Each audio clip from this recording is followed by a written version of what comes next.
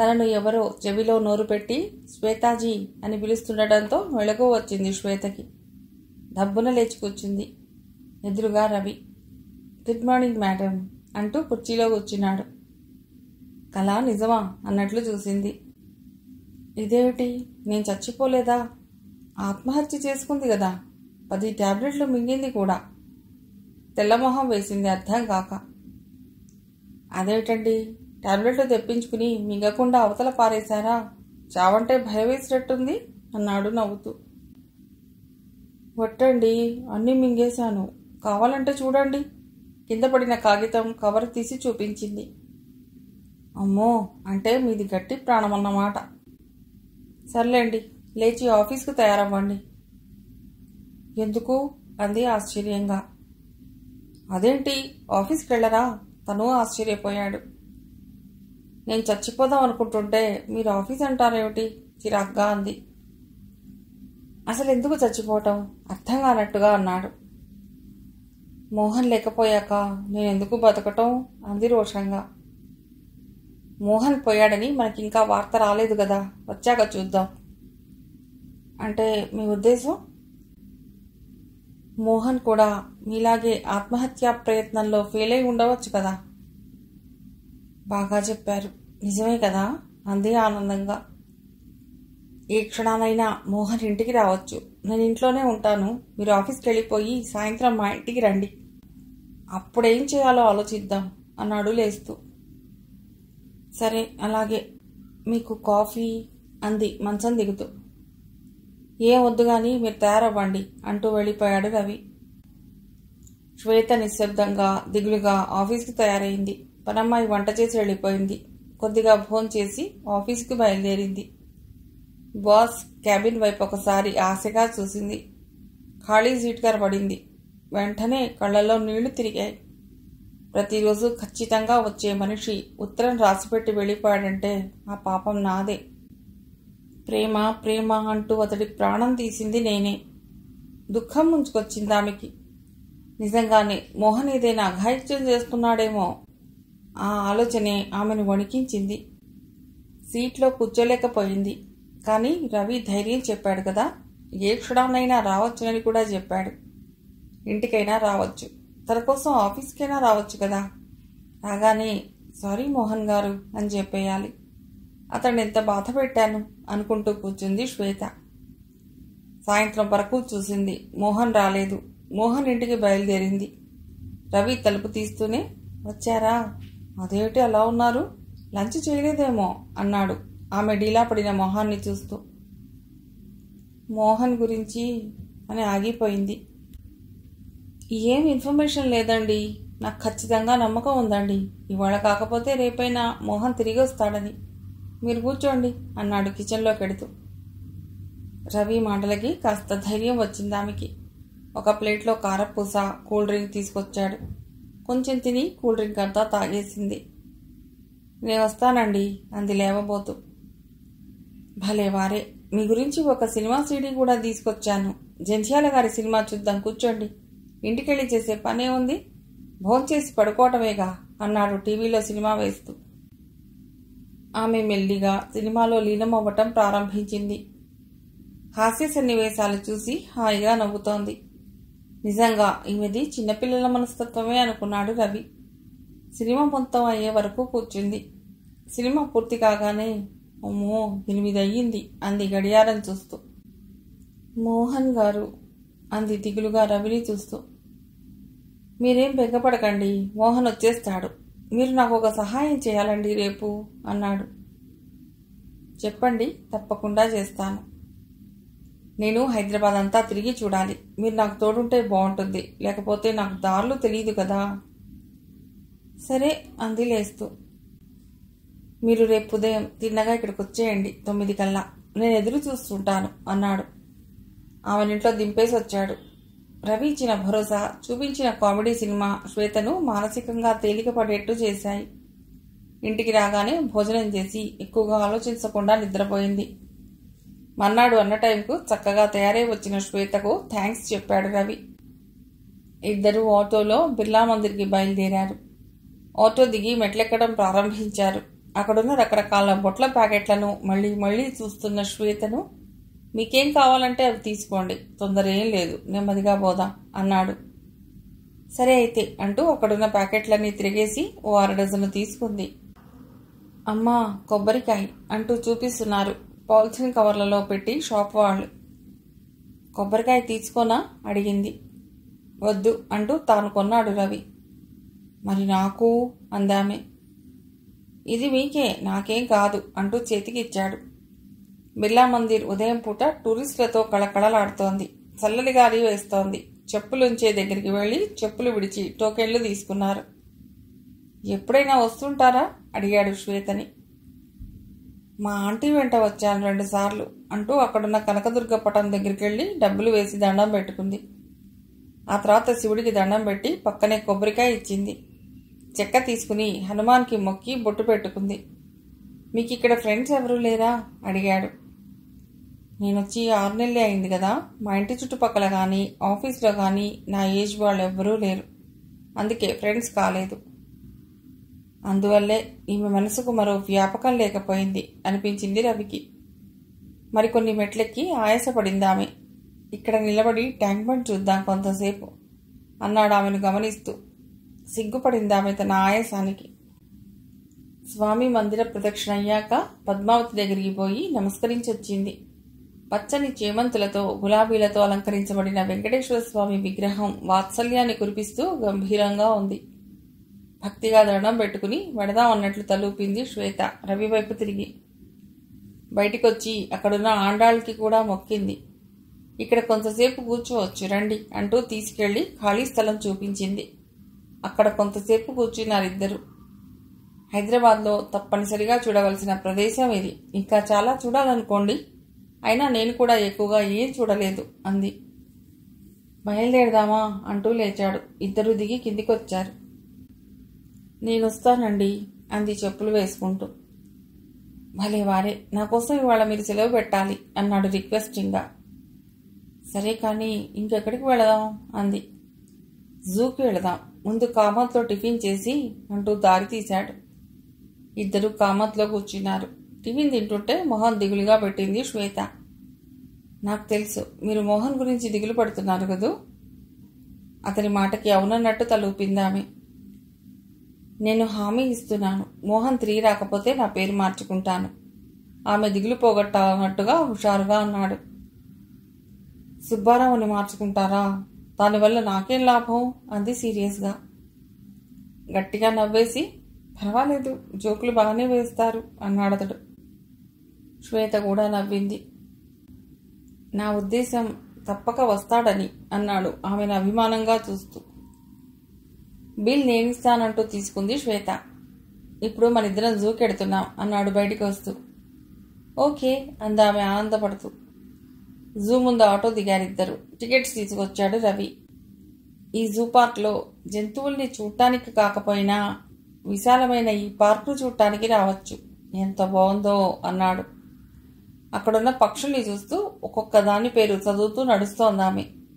రవి పెద్ద పెద్ద వృక్షాలను చూస్తూ ఆనందిస్తున్నాడు. అరగంట చూసిన తర్వాత అక్కడున్న బెంచ్పై కూర్చున్నారిద్దరు. ఆమె పక్కనే ఉన్న కుళాయి దగ్గరికి పోయి నీళ్లు తాగి వచ్చింది. ఈసారి కాళ్ళు బెంచ్పై పెట్టి తీరిగ్గా కూర్చుంది. మీకు మోహన్ అంటే భలే ఇష్టం ప్లస్ గౌరవము గదు అన్నాడు హఠాత్తుగా ఆమెను సూటిగా చూస్తూ. తలంచుకుని అవును అంది. రవి, కారణం ఏమిటంటారు అనేటప్పటికీ బిత్తరపోయింది. అది కేవలం రూపం చూసా లేక గుణం చూసా అన్నాడు. రెండూను. ఎంత చక్కగా ఉంటారో అంత సాఫ్ట్గా ఉంటారు అనేసి కొంచెం బిడియపడింది. చూడండి శ్వేత గారు, మీరు నా ముందు అస్సలు మొహమాట పడద్దు. మీ ఆప్తమిత్రుని అనుకోండి, ఫ్రీగా మాట్లాడండి.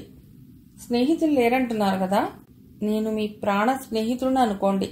మనసులో ఉన్న భావాలు చెప్పండి, దానివల్ల అందరికీ మంచి జరుగుతుంది అన్నాడు అనునయంగా. చిన్నగా నవ్వి, నేను కూడా మీ ఫ్రెండ్ అనుకోవాలి మరి అంది ముద్దుగా. అలా అనుకునే కదా మిమ్మల్ని ఇబ్బంది పెట్టి ఇక్కడికి తీసుకొచ్చాను. ఇబ్బంది ఏమీ లేదు, నాకు కూడా ఇష్టమే ఇవన్నీ చూడటం. రవి గారు, నాకు టీ కావాలి అంది అప్పటికప్పుడే ఫ్రెండ్ అయిపోతూ. పదండి అంటూ లేచాడు రవి. ఇద్దరూ అక్కడున్న క్యాంటీన్కి వెళ్లారు. టీ తాగి తిరిగి బయలుదేరారిద్దరు. తిరిగి సంభాషణలోకి వస్తూ, అంచేత మా మోహన్ని తొలిచూపులోనే ప్రేమించేశారు అన్నాడు. అవును, లవ్ ఎట్ ఫస్ట్ సైట్ అంటే అదేనేమో చిన్నగా అంది. వెంటనే రవి అనేశాడు, అయినా మీకేం తక్కువండి, పెళ్ళైన వాడిని ప్రేమించడానికి చక్కగా మంచి బ్యాచిలర్ని చూసుకోవచ్చు కదా. శ్వేత చురుగ్గా చూసింది ఆ మాటకి. నా ఉద్దేశం మీకు భవిష్యత్తులో ఏ ప్రాబ్లం రాకుండా ఉండాలని అంతే అన్నాడు సర్ది చెప్తున్నట్టుగా మొహం పెట్టి. అది చూసి ఆమె తగ్గింది. నాకు తెలుసు రవి, కానీ ఏమిటో మోహనే నా కలలు రాకుమారుడు అనిపిస్తుంది. నేను ఎన్నాళ్ళో ఎదురు చూసిన వ్యక్తి ఆయనే అనిపిస్తుంది. అది మీ భ్రమ. మరో మంచి యువకుడు తగినవాడు దొరకక అలా అనిపిస్తుంది. దొరికినాడు అలా అనుకోరు. ఏమిటి మీ ఉద్దేశం? కనిపించిన వాళ్ళనల్లా చూసి నేను మనసు పారేసుకుంటాననుకుంటున్నారా? మోహన్ గారిని చూశాను, తక్షణమే మనసిచ్చేశాను. ఇంకా మార్చుకునే ప్రసక్తే లేదు. కేవలం రూపం చూసి ఇచ్చేస్తారా? మనసు చాక్లెట్ ఇచ్చినట్టు. మనిషి ఎలాంటివాడో తెలుసుకోనక్కర్లేదా?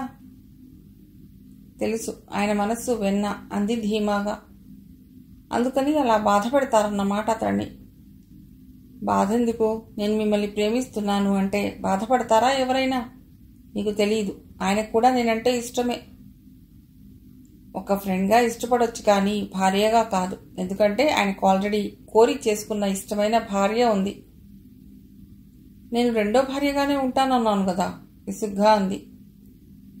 అదే ఎందుకంత కర్మ అంటున్నాను. మన రాష్ట్రంలో బ్రహ్మచారులే లేరా? చెప్పాను కదా మనసు పారేసుకున్నానని, కాస్త చిరాగ్గా అంది. అలా పర్సు పారేసుకున్నట్టు మనసు పారేసుకోకూడదు. జాగ్రత్తగా ఆచితూచి దాన్ని ఒకరికి ఇవ్వాలి. అన్నీ చూసి లెక్కలు వేసుకునిచ్చేది నిజమైన ప్రేమ కాదు. అలా అని ముందు వెనక చూడకుండా మనసిచ్చేసి జీవితాన్ని పాడు చేసుకునే కంటే లెక్కలు వేసి ఇవ్వటమే మంచిది. ఏమంటారు? అన్న రవి మాటలకు ఏం మాట్లాడలేనట్టు చూసింది అతడి వైపు. మనసు గుర్రం లాంటిది. అది ఒక్కోసారి దారి తెన్ను లేకుండా అడ్డం పడిపోతూ ఉంటుంది. దాన్ని అలాగే వదులుతామా? విజ్ఞత అనే కళ్ళాలు ఉపయోగించి కంట్రోల్ చేస్తాం.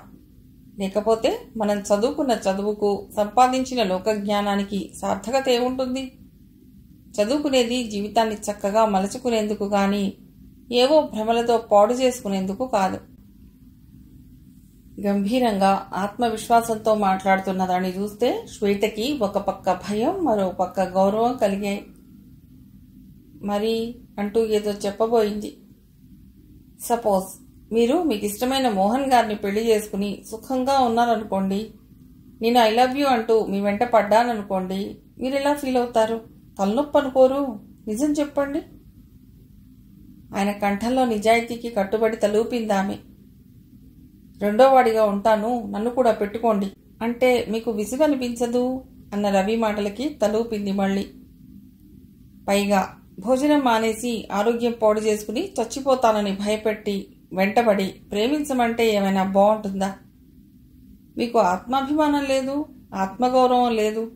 ఎవరైనా మీ వెంటబడి తన మనస్సుని మీ పాదాల ముందు పెట్టానంటూ కరుణించమంటే అప్పుడు మీరు అతన్ని అనుగ్రహించాలి, ప్రేమించడం మొదలెట్టాలి. అంతేకాని భయపెట్టి బ్లాక్మెయిల్ చేసి ప్రేమని అర్థిస్తారా? ఏమన్నా బాగుందా అది? అన్న రవి మాటలకి కోపంగా చూసింది అతడి వైపు. కూల్ డౌన్ శ్వేత, నేను మిమ్మల్ని తప్పుపట్టడం లేదు. మిమ్మల్ని మీరు అనలైజ్ చేసి చూసుకోమంటున్నాను. మీ మనస్సులో గజిబిజిగా ఉన్న భావాలను, ఆలోచనలను ఒక క్రమ పద్ధతిలో అమర్చుకోమంటున్నాను. అది లాజికల్గా.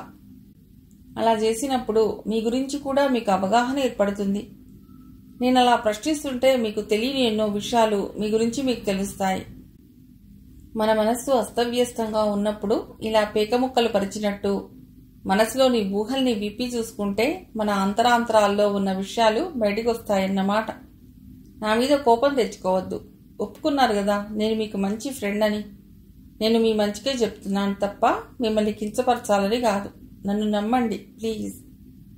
చిన్నపిల్లవాడిలా ఆమె అరచేతిలో తన చేయి వేయబోయి వెనక్కి తీసుకున్నాడు రవి.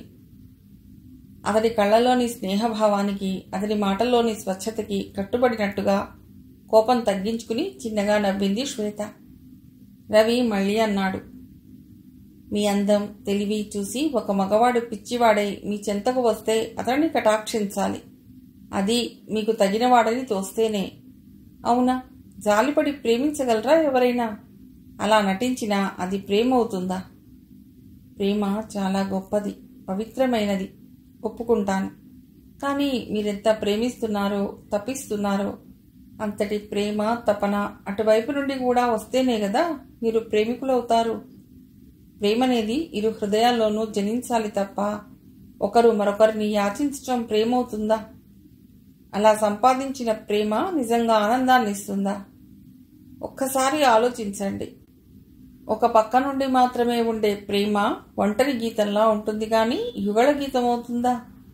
మరి మీరెందుకు అతడిని ప్రేమించమని, పెళ్లాడమని అర్థిస్తున్నారో నాకు అర్థం కావటం లేదు. శ్వేతకి బుస్సున కోపం వచ్చేసింది. అయినా తమాయించుకుంది. చూడండి రవి గారు, ప్రేమంటూ కలిగాక ఇద్దరి మధ్య వ్యక్తిత్వాల సంఘర్షణ, ఆత్మగౌరవం, అడ్డంకులు లాంటివి మనస్సుకు తోచవులేండి. మీకు ప్రేమ విలువ తెలియదు. అసలు మీరు జీవితంలో ఎవరినీ ప్రేమించిన రకంలా లేరు. ఎంతసేపు లెక్కలు వేసుకునేట్టున్నారు. ఎవరిని చేసుకుంటే ఎంత ఆస్తి వస్తుంది అని ఆలోచించే రకం అనుకుంటాను. అవును గాని ఇంతకు మీకు పెళ్ళయిందా? కోపంగా ప్రశ్నించింది. తల అడ్డంగా ఊపాడు. అసలు ఇంతకీ మీరేం చేస్తుంటారు? చూపుడు వేలు చూపుతూ అడిగింది. హై స్కూల్ మాస్టర్ని అన్నాడు రవి చేతులు కట్టుకుంటూ.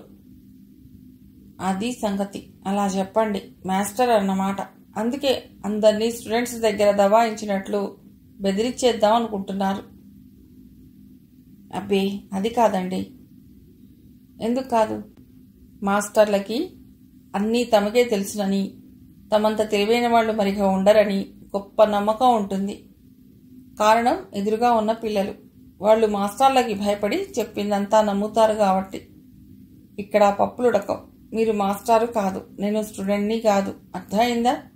అంది నడుం మీద చెయ్యేసుకుంటూ. అర్థమైంది అన్నాడు జేబులో చేతులు పెట్టుకుని నడుస్తూ. ఇద్దరూ కొంతసేపు జంతువుల్ని చూడటంలో నిమగ్నమయ్యారు. తర్వాత మళ్లీ నడక ప్రారంభించారు. ఆమె బ్యాగ్లోంచి చాక్లెట్లు తీసి తానొకటి నోట్లో వేసుకుని అతనికి ఒకటి ఇస్తూ, మీకు తెలియని విషయాల మీద క్లాసులు పీకకండి. ప్రేమించిన వాళ్లకు ప్రేమ విలువ, అందులోని బాధ తెలుస్తాయి. ఒడ్డున కూర్చునే మీలాంటి వాళ్ళు ఎన్నైనా చెప్తారు. మీరు నమ్మలేరేమో గాని నా మనసులో 24 గంటలు మోహన్ గారి బొమ్మే ఉంటుంది. ఆయన నా దగ్గరే ఉన్నట్లుంటుంది. నిరంతరం నేను ఆయనతో మాట్లాడుతున్నట్టే ఉంటుంది తెలుసా? ఆమె వైపు చూస్తూ ఆమె చెప్పేదంతా బాగా అర్థమైనట్టు తలపంకించాడు. అది చూసిన శ్వేత, ప్రేమకు స్వార్థం ఉండదు. ఇతన్ని పెళ్లి చేసుకుంటే నా సోషల్ స్టేటస్ బాగుంటుందా? ఇతని జాబ్లో ప్రమోషన్స్ ఉంటాయా? పై డబ్బులు వస్తాయా? ఇల్లు కట్టిస్తాడా? కార్లు కొంటాడా? ఇవన్నీ ఆలోచించేది మీలాంటి బిజినెస్ మనుషులు. ప్రేమ పెళ్లిలో కూడా లాభ నష్టాలు బేరీజు వేస్తుంటారు. అయినా ప్రేమ గురించి ప్రేమించిన వాళ్ళు మాట్లాడాలి. మీలాంటి వాళ్లకు ప్రేమ విలువ తెలియదు. కాబట్టి ప్రేమ గురించి మాట్లాడే హక్కు మీకు లేదని నేను అనుకుంటున్నాను. కాస్త పరుషంగా అనేసి అతడి వైపు చూసింది. తల కిందికి వాల్చుకుని వింటున్నాడు రవి. ఏ సమాధానమూ రాలేదతడి నుండి. 5 నిమిషాలైనా నిశ్శబ్దంగా నడుస్తున్నాడు. మాటలు లేవు. అమ్మయ్య, దెబ్బకి నోరు మూసుకున్నాడు గురుడు. లేకపోతే అప్పటి నుంచి చూస్తున్నాను, తానేదో మహా మేధావి అయినట్టు, నేనేదో తింగరిబుచ్చినైనట్టు స్పీచ్లు ఇస్తున్నాడు. తెగ రెచ్చిపోయి సలహాలు ఇస్తున్నాడు. కోపంగా అనుకుంది శ్వేత. క్యాంటీన్ రాగానే రండి అంటూ లోపలికి దారి తీశాడు. 2 ప్లేట్ల సమోసా తెప్పించాడు. ఒక్క మాట మాట్లాడకుండా తినేసి టీ కూడా తాగేసింది శ్వేత. ఇద్దరూ మళ్లీ నడక ప్రారంభించారు. ఇంకా నయ్యో వెళ్ళిపోతాననలేదు, అదే 10,000 అనుకుంటూ నవ్వుకున్నాడు రవి. అక్కడున్న ఏనుగులను చూస్తూ కొంతసేపు నిలబడ్డారిద్దరు. జనం గుంపులు గుంపులుగా వచ్చి చూస్తున్నారు. వాళ్ళందరినీ చూస్తూ కొంతసేపు నిలబడ్డారు. నెమ్మదిగా రవి, చూడండి శ్వేత గారు, మీరిప్పుడు అన్నారు కదా ప్రేమికులు కాని వాళ్లకు ప్రేమ గురించి తెలియదని. ఇప్పుడు చెప్తాను వినండి. నేనొక భగ్న ప్రేమికుణ్ణి తెలుసా అన్నాడు సిన్సియర్గా. అతడి కళ్లలోని విషాదం చూసి శ్వేత ఆశ్చర్యపోయింది. నా కథ వింటానంటే చెప్తాను అన్నాడు ఆమెను చూస్తూ. ఆమె రండిక్కడ కూర్చుందాం అంటూ అక్కడున్న రాళ్ల వైపు దారి తీసింది. ఇద్దరూ ఒక పెద్ద రాయి చూసుకుని కూర్చున్నారు. చెప్పండి అందామె సర్దుకుని కూర్చుంటూ. రవి కూడా వీలుగా కూర్చుని మొదలెట్టాడు. నా మేనమామ రాఘవయ్య స్థితిపరుడు. అక్కగారైన మా అమ్మను చాలా ప్రేమగా చూసేవాడు. నా తండ్రి చిన్నతనంలోనే పోయారు. మా అమ్మ మా ఊరిలో ఉన్న కొద్దిపాటి పొలం చూసుకుంటూ ఉండేది. అమ్మకు అన్ని విధాలుగా అండదండలుగా ఉండేవాడు మావయ్య. ఆయన నెమ్మదిగా బిజినెస్ కూడా మొదలెట్టాడు. ఊరిలో ఉన్న పొలం కౌలుకిచ్చి దగ్గరున్న టౌన్లో ఉండేవాడు. ఆయనకు ఒకతే కూతురు. మా అమ్మ చిన్నప్పటి నుండి ఆయనకి అల్లుడిని చేయాలని ఆశపడుతుందేదనుకుంటాను. తండ్రిని ఎరుగని నేను ఆయన అల్లుడిగా ధీమాగా బతకాలనుకునేదనుకుంటాను. అందుకే ఎప్పుడు మావయ్య కూతురు నీ పెళ్ళాన్రా అంటుండేది. చిన్నప్పటి నుండి ఆ అనటంతో నా మనస్సులో అదే మాట శిలాక్షరాలుగా ఉండిపోయింది. ఆ అమ్మాయి నిజంగానే నా ప్రాణమైపోయింది. ఎంతో ప్రేమించి అభిమానించేవాణ్ణి. నాకంటే 4 సంవత్సరాలు చిన్నది. ఎక్కడెక్కడ దొరికిన గ్రీటింగ్ కార్డులన్నీ దాచి ఆమె వచ్చినప్పుడు ఇచ్చేవాణ్ణి. సెలవులు ఎప్పుడు ఇస్తారా అని ఎదురు చూసేవాణ్ణి. సెలవులకి మావయ్య ఆమెను మా ఊరికి తీసుకొచ్చేవాడు. ఒక్కోసారి నేను అమ్మ వాళ్ళింటికి వెళ్లేవాళ్ళం. నేను ఆమెను అపురూపంగా చూసేవాణ్ణి. మా ఇద్దరికీ దెబ్బలాటలే వచ్చేవి కావు. ఆమె ఏదంటే అదే చేసేవాణ్ణి. ఏ ఆట ఆడుదామంటే ఆ ఆటే ఆడేవాణ్ణి. ఆమెనెప్పుడూ సంతోషంగా ఉంచాలనుకుంటూ ఉండేవాణ్ణి. మావయ్యకి బిజినెస్లో బాగా కలిసి వచ్చింది. బాగా సంపాదించాడు. అయితే మమ్మల్ని ఎప్పుడూ ఒకే ప్రేమతో చూసేవాడు. అమ్మ అప్పుడప్పుడు మావయ్య కూతుర్ని నా కోడలు అన్నా ఆయన ఈనాడు అభ్యంతర పెట్టలేదు. నవ్వి ఊరుకునేవాడు. మా ఊరిలో మా బంధువులంతా కూడా ఇలాగే అనేవారు. నేను ఎంఏ బీఈడీ చేశాను. ఆ అమ్మాయి డిగ్రీ పూర్తి చేసింది. నాకు మా ఊర్లోనే టీచర్గా ఉద్యోగం వచ్చింది. ఇంతలో మావయ్య బయటి సంబంధాలు చూస్తున్నాడని తెలిసి అమ్మ పరుగున వెళ్ళింది.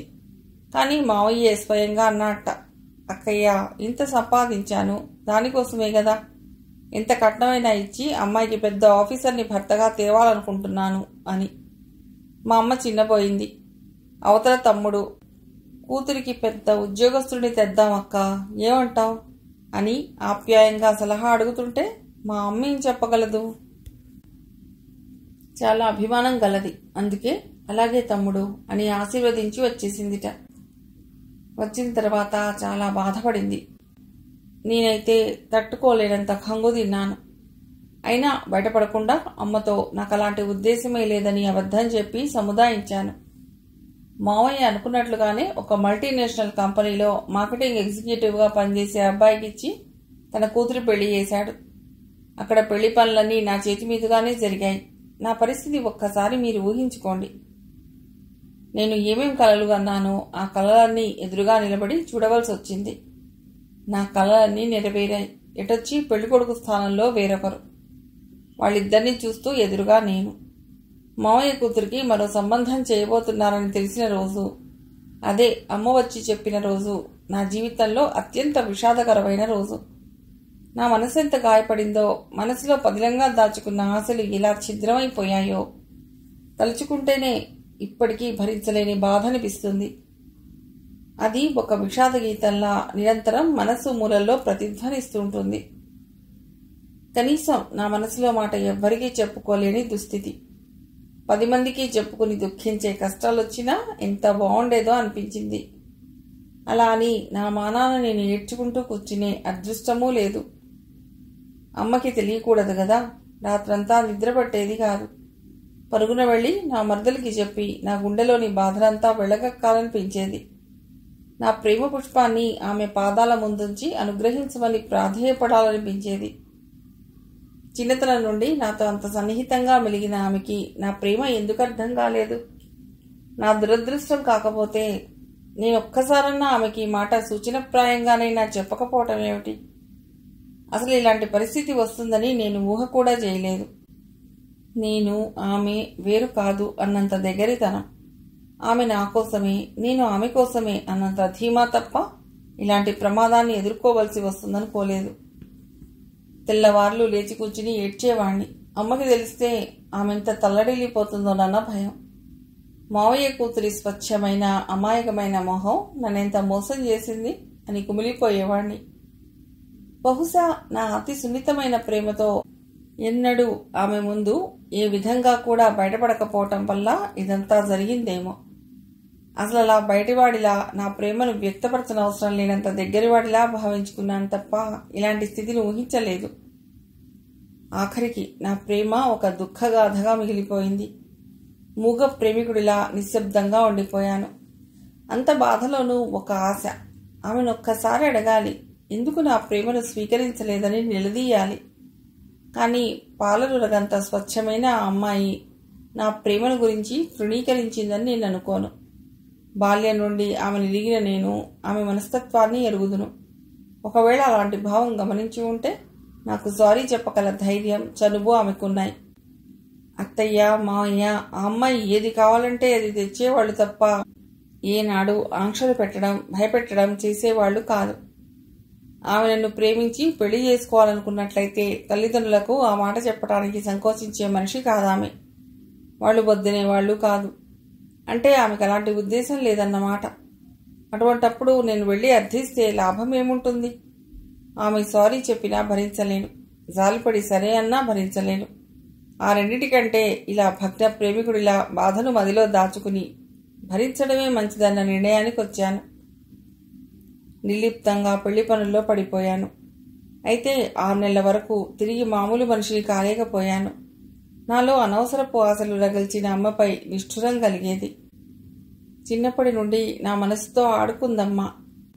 తాహతు మర్చిపోయి ఊహల పల్లకి ఎక్కించి ఊరేగించిందమ్మా. అది నా జీవితంలో ఎంత బాయని మచ్చని ఏర్పరుస్తుందో ఊహించలేకపోయింది. అయినా అందులో నా తప్పు కూడా ఉంది. నేను ఎందుకంత సెన్సిటివ్గా ఆలోచించి ఆ అమ్మాయిని ఆరాధ్య దేవతగా చేసుకోవాలి? ఎంతోమంది కజిన్స్ ఉంటారు, అలాగే స్నేహం చేస్తే పోయేది కదా అని బాధపడేవాణ్ణి. ఏమిటో ఆమె పెళ్ళై 2 ఏళ్లైనా ఆ గాయం ఇప్పుడే తాకినట్లుగా ఉంటుంది తప్ప మరపుకు రాదు.